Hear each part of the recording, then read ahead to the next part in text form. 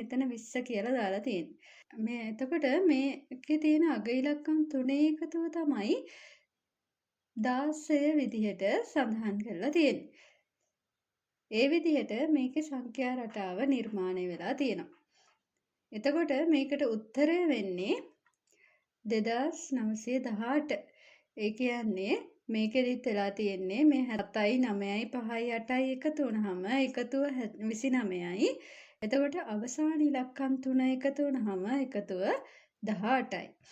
ඒ විදිහට ඕගොල්ලන්ට මේ සංඛ්‍යා රටාවත් නිර්මාණය කරන්න පුළුවන්. මේකේ පිළිතුර ඕගොල්ලෝ කමෙන්ට් සෙක්ෂන් එකේ කමෙන්ට් එකක් විදිහට දාගෙන යන්න. අපි බලමු ඕගොල්ලෝන්ට මේ සංඛ්‍යා රටාව තේරුම් ගන්න පුළුවන් වුණාද කියලා. එතකොට මේ තියෙන්නේ තවත් විභාග වලට එන්න පුළුවන් තවත් සංඛ්‍යා රටාවක්.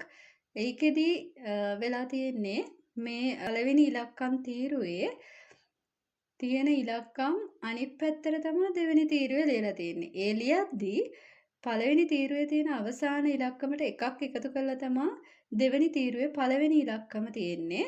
එතකොට අනිත් ඉලක්කම් ඒ විදිහටම අනිත් පැත්තට ලියාගෙන ගිහින් තියෙනවා. ඒ විදිහට මේ සංඛ්‍යා රටාව නිර්මාණය වෙලා තියෙනවා.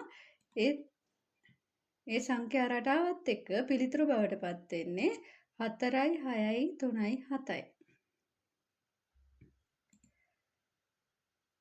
අපි ඊළඟට මේ සංඛ්‍යා රටාවට ගියොත් ඒකෙදි තියෙන්නේ වෙනස්ම විදිහේ සංඛ්‍යා රටාවක්. ඒකෙදි කරලා තියෙන්නේ දෙපැත්තේ සංඛ්‍යා දෙක එකතු කරලා එකක් 5න් බෙදනවා. පැත්තේ සංඛ්‍යා දෙක එකතු කරලා 3න් බෙදනවා. ඒ කියන්නේ මේ උදාහරණයේ විදිහට 19 11 එකතු කරලා ඒ එන එකතුව 5න් බෙදපුවාම උත්තරේ එන්නේ 6යි. 13යි 5යි එකතු කරලා ඒක 3න් බෙදපුවාම එන්නේ 6යි. එතකොට මැද්දට උත්තරය විදිහට එන්නේ 6.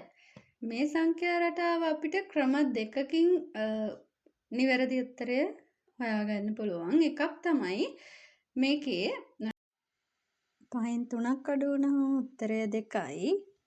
9න් 7ක් අඩු කරපුවාම වෙනස 2යි. එතකොට මෙතන මැද්දට ඇවිත් තියෙන 11 11න් 9ක් අඩු කරපුවාම ඒත් වෙනස 2යි. ඒ වගේ මේකෙදි මේ උදාහරණයට අනුව ගත්තොත් 11න් 6ක් ගියාම වෙනස 5යි. 16න් 11ක් ගියාම වෙනස 5යි. 21න් 16ක් ගියාම වෙනස 5යි. එතකොට වෙනස 5ක් එන්න නම් මේ 21ට 5ක් එකතු වුණාම 26යි. ඒ කියන්නේ මැද්දට එන්න ඕනේ 26. දෙවෙනි ක්‍රමය තමයි අපිට ගන්න පුළුවන් මේකේ දෙපැත්තේ සංඛ්‍යා දෙක එකතු කරලා ඒක දෙකෙන් බෙදනවා. ඒ දෙකෙන් බෙදලා එන සංඛ්‍යා දෙක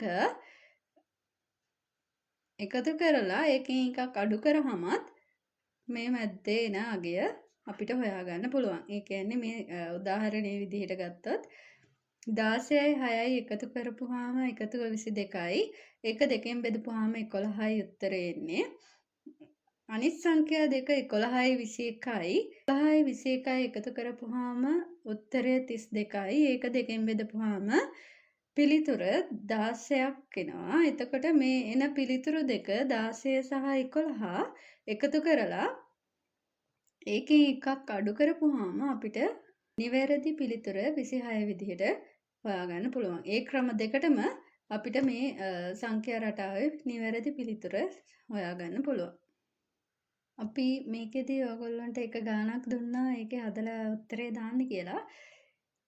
ඒකටත් පිළිතුර කමෙන්ට් එකක් විදිහට දාන්න කියන රික්වෙස්ට් එකත් එක්ක නැවතත් මේ වගේ වීඩියෝ එකකින් හමු වෙනතුරු bye bye knowledge seekers.